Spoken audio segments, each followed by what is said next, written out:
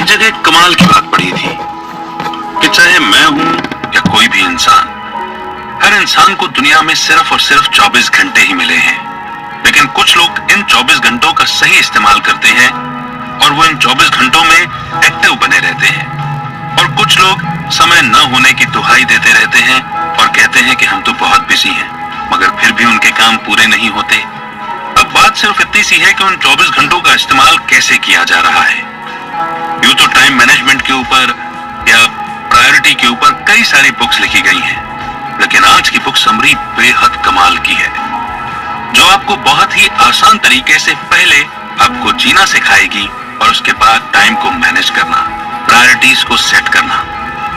तो आज की बुक समरी है make time, how to focus on what matters every day, जिसे लिखा है जैक नैप और जॉन जेराटस्की ने। जैक और जॉन प्रोडक्टिविटी और टाइम मैनेजमेंट में एक्सपर्ट हैं। वे न्यूयॉर्क टाइम्स के बेस्ट सेलिंग ऑथर्स में से हैं, जिन्हें बिजनेस टीम्स को अपना टाइम बढ़ाने और डिस्ट्रैक्शन से पीछा छुड़ाने में मदद करने के लिए जाना जाता है। उनका मानना है कि किसी प्रोजेक्ट को पूरा करने में बहुत ज्यादा समय नहीं लगना चाहिए, क्योंकि लेजर फोकस से किसी भी काम को करने की स्पीड को बढ़ाया जा सकता है। हालांकि उन्होंने टेक डिजाइनर्स के तौर पर अपना काम शुरू किया था। जैसे जैसे वे बड़े होते गए, उनकी टाइम मैनेजमेंट स्किल्स अच्छी होती गई। तो आइए उनके एक्सपीरियंस को इस बुक समरी के माध्यम से समझते हैं। शुरू करते हैं आज की book summary make time, how to focus on what matters every day by Jake Knapp and John Zeratsky. अगर मैं आपसे पूछूं कि आपका पिछला महीना कैसा रहा, तो आप क्या याद कर पाएंगे कि आपने क्या किया था और कौन सा काम करने से आपको खुशी मिली थी? आपको शायद याद नहीं होगा, क्योंकि आप अपने काम में इतने बिजी थे कि जिंदगी जीना ही भूल गए। ये बुक आपको वक्त बढ़ाना नहीं सिखाती है। ये उन सभी स्ट्रेटेजी का कलेक्शन है जो आपको ये समझने में मदद करेंगी कि आप किस तरह अपना समय बिता रहे हो। ये आपको उन स्ट्रेटेजी के बारे में भी बताएगी जिनका इस्तेमाल करके आप सोशल मीडिया ब्राउजिंग और बार बार ईमेल्स चेक करने वाली आदत से पीछा छुड़ा सकते हैं। ज्यादातर लोग जल्दी थक जाते हैं और इस बुक में ऐसी ट्रिक्स हैं जिनसे आप अपनी एनर्जी को बूस्ट कर सकते हो और पूरे दिन बरकरार रख सकते हो। सबसे पहले ये बुक आपको दिन की हाईलाइट चुनना सिखाएगी। ये हाईलाइट टास्क आपका फोकस होना चाहिए। ये वो एक काम है जिसके हो जाने पर आपको खुशी मिलेगी। फिर ये बुक आपको आपका पूरा दिन इफेक्टिवली प्लान करना सिखाएगी। अब क्योंकि आप जान चुके हैं कि ये बुक कितनी जरूरी है, तो अब ये सीखने का वक्त है कि मेक टाइम मेथड को यूज कैसे करते हैं। तो शुरुआत करते हैं हाईलाइट से। शायद आपको लग रहा होगा कि ये बुक आपको आपके गोल्स प्लान करना और पूरे दिन में ज्यादा से ज्यादा काम करना सिखाएगी, लेकिन ये बुक अलग है। ये बुक इस बारे में है कि किस तरह आप अपने बिजी शेड्यूल के चलते ये नोटिस करना भूल जाते हैं कि आप अपना समय कैसे बिता रहे हैं और किस तरह आप खुद को ऐसा करने से रोक सकते हैं। मेक टाइम फॉर्मूला का सबसे पहला स्टेप अपने दिन की हाईलाइट चुनना है। एक ऐसी एक्टिविटी को चुनो जिसको पूरा करने में 90 मिनट लगे। जी हाँ, 90 मिनट्स। जरूरी नहीं कि ये आपके ऑफिस का ही काम हो, ये कोई भी आसान काम हो सकता है, जैसे कि कोई बुक पढ़ना या अपनी फैमिली के लिए खाना बनाना। आप अपना हाईलाइट खुद से 3 सवाल पूछकर ढूंढ सकते हो। कौन सा ऐसा जरूरी काम है जो मुझे आज करना है? कौन सा ऐसा एक काम है जो आज करने से मैं सेटिस्फाइड फील करूंगा? कौन सा काम करने से मुझे सबसे ज्यादा खुशी मिलेगी? चुनते वक्त अपने दिल की सुनना मत भूलिएगा।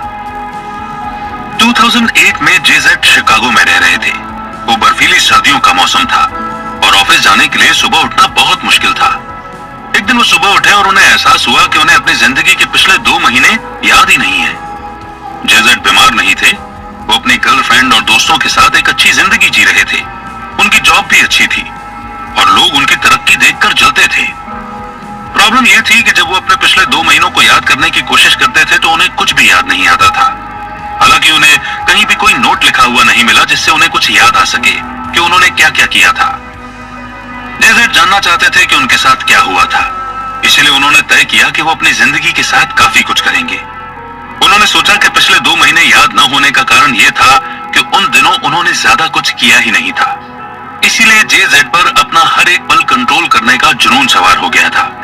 वे बहुत जोरों शोरों से प्लान कर रहे थे जिससे उनका एक पल भी बर्बाद न हो।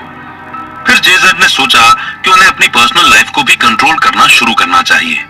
उनके पूरे कैलेंडर में आसान काम लिखे हुए थे और उनके पास सांस लेने की भी फुर्सत नहीं थी। अपने दिनों को महसूस करने के बजाय जेजेड को कुछ समझ नहीं आ रहा था कि उनके साथ क्या हो रहा है। वो ठीक से काम नहीं कर पा रहे थे और उन्हें अपने दिन छोटे और बेमतलब के लगने लगे। जेजेड ने अपना तरीका बदलने की कोशिश की। अपने टाइम को बढ़ाने पर ध्यान देने की बजाय उन्होंने अब अपने फ्यूचर के बारे में सोचना शुरू किया।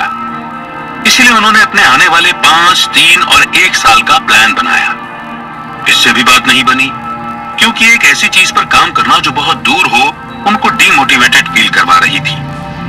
साथ ही साथ अब उनके लिए ज्यादातर गोल्स के कोई मायने नहीं रह गए थे। गर्मियां आई और उसके साथ एक नया एहसास भी। जेजेड ने प्लानिंग करना बंद कर दिया और अपने पसंदीदा काम करने शुरू कर दिए। इस बार उन्होंने अपना ध्यान जरूरी कामों पर लगाया। अपने ऑफिस के काम के अलावा जेजेड ने हर हफ्ते के अंत में अपने दोस्तों से मिलना शुरू कर दिया। हर सुबह 1 घंटे वर्कआउट करना शुरू कर दिया और सेलिंग पर भी जाने लगे। जेजेड ने उस गर्मी के मौसम में एक बहुत जरूरी लेसन सीखा। उन्होंने सीखा कि एक अच्छी जिंदगी जीने के लिए उन्हें बहुत ज्यादा काम करने की जरूरत नहीं है। उन्हें बस थोड़ा धीरे धीरे चलने की जरूरत थी और कुछ ऐसा देखने की जरूरत थी जिसे वो रोज कर सकते थे। ये थी उनकी हाईलाइट। आप अपना फोकस चेंज करके आपकी जिंदगी खुशी से जी सकते हो। प्लान करना अच्छा है और ये आपको आगे लेकर जाएगा, लेकिन अपना पसंदीदा काम रोज करने से आपकी जिंदगी और खुशहाल बन जाएगी। तो ये है हाईलाइट, और इसको समझने के साथ अब आगे बढ़ते हैं, समझते हैं डिजाइन योर डे। आप सोच रहे होंगे कि खाना बनाने जैसे छोटे काम पर ध्यान देने के लिए किसके पास वक्त है, लेकिन अगर आप अपने कैलेंडर में हाईलाइट को जगह ही नहीं दोगे तो आप कभी भी अपनी लाइफ को एंजॉय नहीं कर पाओगे। जैसा कि पहले भी बताया कि पूरे दिन काम करने से आप अपनी जिंदगी जीना भूल जाओगे। आप एक रात पहले ही आने वाले कल की पूरी प्लानिंग कर सकते हैं। अपनी हाईलाइट के लिए टाइम निकालो और बाकी सबको उसी के हिसाब से वक्त दो। ऐसा करने से आपका ये सोचने में वक्त बर्बाद नहीं होगा कि अब आगे मुझे क्या करना है। दिन के खत्म होते होते ये देखो कि कौन सा काम हुआ और कौन सा नहीं। अगर कोई काम नहीं हुआ है तो आपको उसे ठीक करने के तरीके ढूंढने की जरूरत है। अपना दिन प्लान करने से आपकी फ्रीडम नहीं रुकेगी, बल्कि ऐसा करने से आप ऑर्गेनाइज रहेंगे और अगले स्टेप के लिए भी पूरी तरह से रेडी रहेंगे। अपने हाईलाइट को न करने के लिए अब आपके पास कोई बहाना नहीं होगा, क्योंकि आप पहले से ही इसे अपने शेड्यूल में शामिल कर चुके हो। चलो सारा कूपर से सीखने की कोशिश करते हैं। सारा गूगल के लिए काम करती थी। उन्होंने अपनी जॉब छोड़ दी क्योंकि उन्हें एक राइटर और कॉमेडियन बनना था। इसीलिए उन्होंने खुद के लिए स्क्रिप्ट्स लिखना शुरू किया और अपनी वेबसाइट द कूपर रिव्यू पर वीडियो बनाना भी शुरू कर दिया। उनकी वेबसाइट ने करोड़ों लोगों को अट्रैक्ट किया और वो पॉपुलर होने लगी। सारा ने एक बुक डील साइन की और वो बहुत सारे लोगों के लिए एक रोल मॉडल बन गई। जब उनसे ये पूछा गया कि वो घर से काम कैसे कर पा रही हैं, तो सारा ने जवाब दिया कि वो अपने हर घंटे को प्लान करती हैं।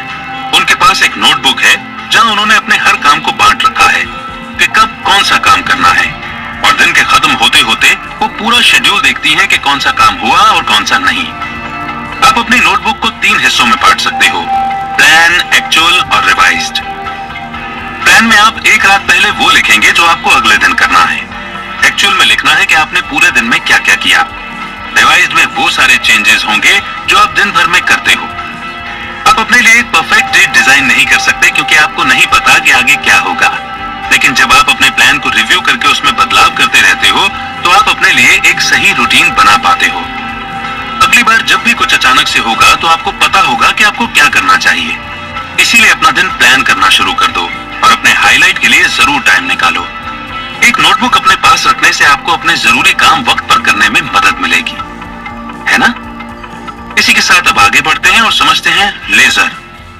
अब जब आप अपनी हाईलाइट चुन चुके हो, अपना दिन प्लान कर चुके हो और अपनी प्रोग्रेस को मेजर कर चुके हो, तो अब वक्त है फोकस का। आज के जमाने में सबसे बड़ी दिक्कत फोकस करना ही है। लेजर से मतलब है आपके माइंड की वो स्टेट जब आप अपने काम में पूरी तरह फोकस होते हो, बिल्कुल एक लेजर बीम की तरह। ऐसा करना मुश्किल हो सकता है, लेकिन जब आप कोई ऐसा काम करते हो जिससे आपको प्यार है, फोकस अपने आप ही बन जाता है। पूरे दिन में होने वाले डिस्ट्रैक्शन यानी मन का भटकना सबसे बुरी चीज होती है। आपकी विल पावर आपको बार बार अपना फोन देखने से नहीं रोक सकती। आपको अपनी सारी डिस्ट्रैक्शंस को रोकने के लिए स्ट्रेटजी को यूज करने की जरूरत है। आप अपने सोशल मीडिया को ब्लॉक कर सकते हो जब आप लेजर मोड में होंगे, या फिर आप अपने रूम में भी बदलाव कर सकते हो ताकि आप अपने काम में अच्छे से ध्यान लगा सको। अलग अलग तरह की स्ट्रेटेजी को टेस्ट करिए और देखिए कि आपके लिए सबसे अच्छी कौन सी है। डिस्ट्रैक्शन का आपकी लाइफ की प्रोग्रेस पर खराब असर देखने के लिए हम हेनरिश की लाइफ देखते हैं। हेनरिश को अपने फेसबुक अकाउंट की लत लग गई थी। वो अपने पूरे दिन अपने फोन से चिपकी रहती थी और अपने काम पर फोकस नहीं कर पाती थी। उसने डिसाइड किया कि उसे अपनी जिंदगी बदलने की जरूरत है। वो पूरे दिन फेसबुक को यूज करना छोड़ना चाहती थी। इसलिए हेनरिश ने एक हफ्ते के लिए अपनी हर डिवाइस से फेसबुक को हटा दिया। ये काम उनके लिए बहुत मुश्किल था। जब एक हफ्ता खत्म हुआ, उसने महसूस किया कि उसने फेसबुक को बिल्कुल भी याद नहीं किया, बल्कि अब वो उसे आगे भी यूज नहीं करना चाहती है। इसलिए हेनरिश ने सोचा कि अब वो एक और हफ्ते के लिए फेसबुक यूज नहीं करेगी, और फिर 1 महीने के लिए। ऐसा करते करते 10 महीने हो गए, जिसकी वजह से उनका अपने कई दोस्तों से कांटेक्ट छूट गया। अब अगर हेनरिश अपने दोस्तों के साथ बाहर जाना चाहती तो उन्हें पुराना तरीका अपनाना पड़ता और बहुत कम लोग आते। हालांकि हेनरिश के लिए यह बहुत मुश्किल था, लेकिन फिर भी वो सोशल मीडिया दोबारा यूज नहीं करना चाहती थी। वो बहुत खुश थी और उसे लगता था कि उसने अपने दिमाग पर कंट्रोल कर लिया है। दोस्तों की बात करें तो हेनरिश ने महसूस किया कि उसके पास कुछ ही सच्चे दोस्त थे। जब उसने फेसबुक छोड़ा, वे लोग ईमेल या फोन कॉल करके उससे बात करते थे, जिससे उनका रिश्ता और गहरा हो गया। ज्यादातर लोग सोचते हैं कि अगर उन्होंने सोशल मीडिया छोड़ दिया तो वो अकेले हो जाएंगे, लेकिन कई सारे लोगों ने इसे छोड़ने की कोशिश की और उन्हें ऐसी आजादी का एहसास हुआ जिसे वो बयान नहीं कर सकते। बिना डिस्ट्रैक्शन के जिंदगी जीने से बेहतर कुछ नहीं है। आप पूरी तरह अपने काम पर फोकस कर सकते हैं और रोज अपनी जिंदगी जी सकते हैं। हमेशा डिस्ट्रैक्टेड होने की वजह से आपकी जिंदगी का पूरा कंट्रोल चला जाएगा और आप उस लम्हे को नहीं जी पाओगे। आपकी जिंदगी पर पूरी तरह आपका कंट्रोल होना चाहिए, न कि फेसबुक का। है ना कमाल का चैप्टर? लेकिन हाँ, इसे फॉलो करने के लिए शुरुआत में बस एक कदम हिम्मत का उठाने की जरूरत है, और ट्रायल तो आप कर ही सकते हैं। तो इसी के साथ आगे बढ़ते हैं और समझते हैं next chapter, put a timer on the internet. पहले के जमाने में इंटरनेट यूज करने के लिए हमें एक नंबर डायल करना पड़ता था। हम घंटे के हिसाब से पैसे भरते थे। तब सर्विस बहुत स्लो होती थी।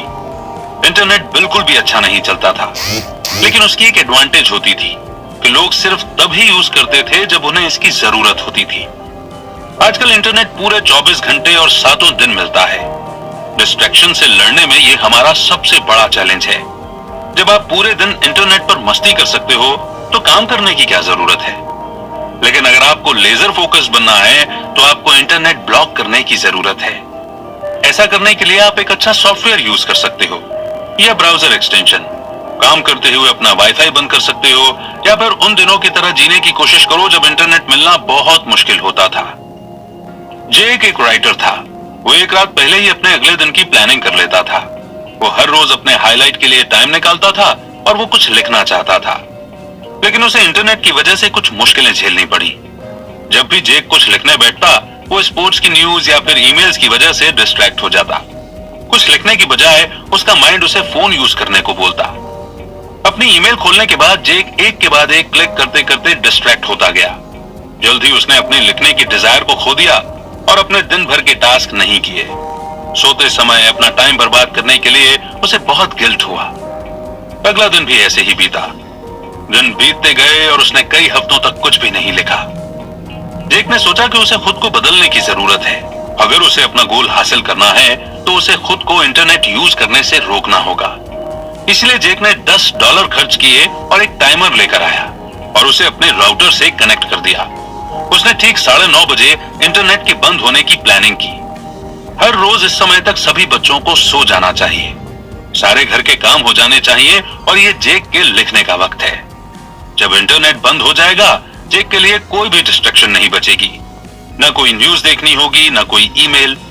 जेक के लिए सबसे अच्छी बात थी। पहली बार उसने पूरा ध्यान लगाकर अपने लैपटॉप पर काम शुरू किया और उसे ये बहुत अच्छा लगा। अगर आपको भी लेजर फोकस बनना है तो आपको भी इंटरनेट के यूज को कम करना होगा। जब भी आप अपना हाईलाइट टास्क करें, इंटरनेट को हमेशा बंद कर दें। तब आप अपने पूरे 2 घंटे फोकस कर सकते हो और एक नॉवेल भी लिख सकते हो, अगर आपको लिखना पसंद है तो। लग रहा है ना आपको भी पॉसिबल आपकी खुद की बुक लिखना? तो चलिए इसी के साथ आगे बढ़ते हैं और समझते हैं इस चैप्टर को, एनर्जाइज। अभी तक हमने अपनी डिस्ट्रैक्शंस को ब्लॉक करके अपना टाइम और फोकस बढ़ाना सीखा, लेकिन उसका क्या अगर आपके फोकस की कमी एनर्जी की कमी से हो, न कि टाइम की।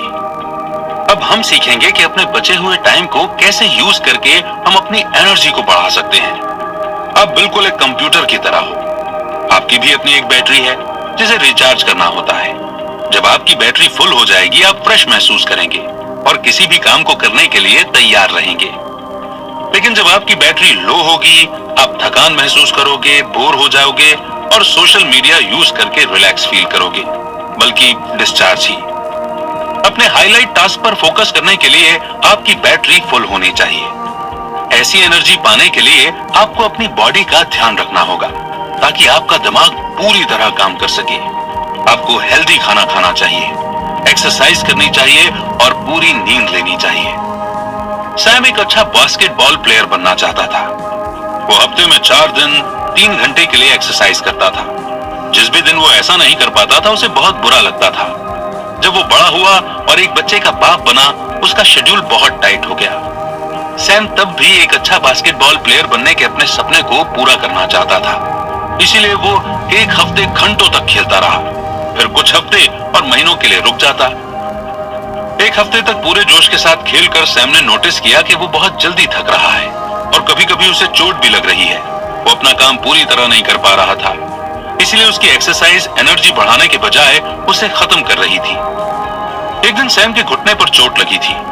ऑफिस में जब उसने बैठने की कोशिश की तो अपने डेस्क से गिर गया। तभी से उसने अपने एक्सरसाइज को बदलने का फैसला किया। उसने याद किया कि पिछले दिन वो 10 मिनट भागा था। उसने सोचा कि ऐसा वर्कआउट सही नहीं है क्योंकि ये बहुत कम समय के लिए किया है। लेकिन सैम उस दिन पूरी एनर्जी के साथ ऑफिस गया और अपना एक बड़ा प्रोजेक्ट पूरा किया जिस पर वो कुछ दिनों से काम कर रहा था।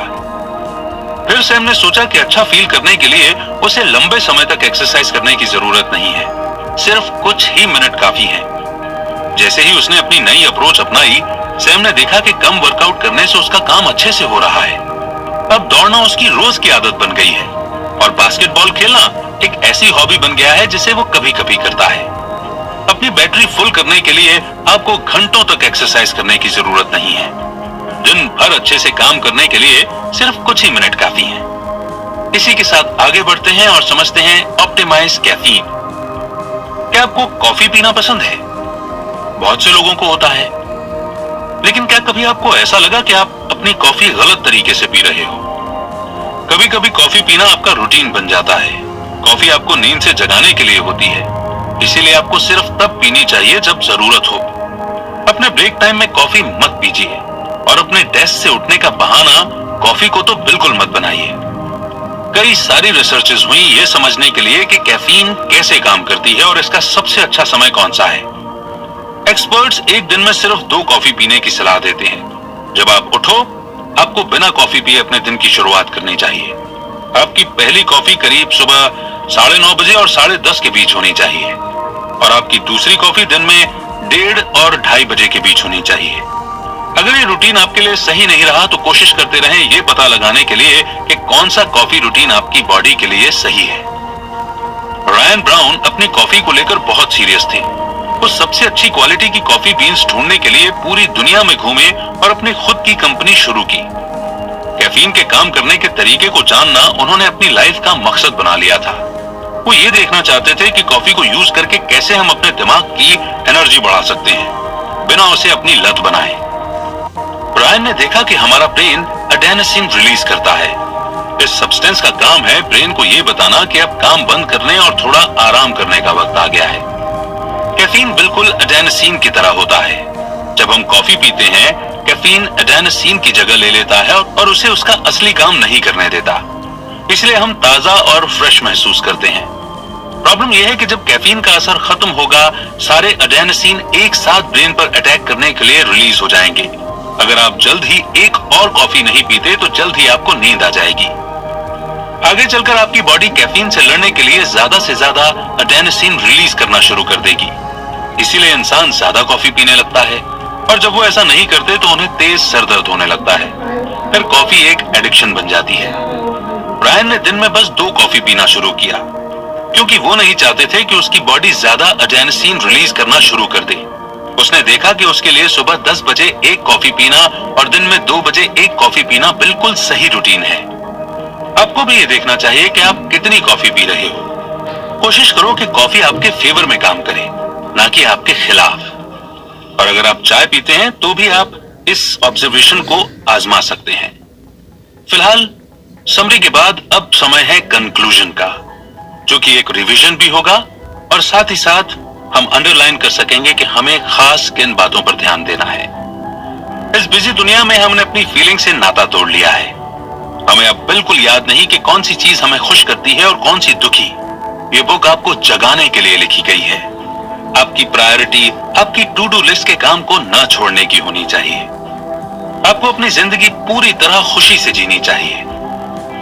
इसका मतलब ये नहीं कि आप काम करना बंद कर दें। आप काम करते हुए भी खुश रह सकते हो। इस बुक ने आपको सिखाया कि अपना वो काम कैसे ढूंढना है जिसे आज करके आपको खुशी मिलेगी। इस टास्क को आपका हाईलाइट टास्क कहा जाएगा और आपको अपना दिन अपने इस टास्क को ध्यान में रखकर ही प्लान करना चाहिए। आपने इफेक्टिवली प्लान करना सीखा, अपनी डिस्ट्रैक्शंस को ब्लॉक करना सीखा और अपनी एनर्जी को पूरे दिन बरकरार रखना सीखा। आपने ये भी जाना कि कॉफी आपकी सेहत को खराब कर सकती है अगर उसे सही तरह से न पिया जाए। और अब जब आपको सारी स्ट्रेटेजी समझ में आ गई है, आपको एक्सपेरिमेंट करना शुरू करना चाहिए, जब तक आपको अपने लिए परफेक्ट रूटीन न मिल जाए। अपनी सक्सेस के लिए वक्त निकालो, लेकिन जिंदगी जीना मत भूलो। किसी ऐसे काम से अपने दिन की शुरुआत करो जो आपके लिए मायने रखता हो। उम्मीद करते हैं कि ये समरी आपको बेहद पसंद आई होगी। और अब तो आप टाइम न होने की कंप्लेन कर ही नहीं सकते, क्योंकि ये बुक समरी हमको अपने टाइम को और अपने टास्क दोनों को ही मैनेज करना सिखाती है। और सबसे अच्छी बात, जिंदगी को अच्छे तरीके से जीना भी सिखाती है। कमेंट सेक्शन में आपकी राय, आपके फीडबैक जरूर जाहिर करें। और इस समरी को सुनते वक्त सबसे अच्छी बात आपको कौन सी लगी, वो भी आप हमें जरूर बताएं। अगली बुक समरी आप कौन सी सुनना चाहते हैं, किस राइटर की सुनना चाहते हैं, वो भी आप हमें सजेस्ट कर सकते हैं। बहुत जल्द एक नई बुक समरी के साथ फिर होगी मुलाकात। तब तक रखिए अपना बेहतर ख्याल। जय हिंद, जय भारत।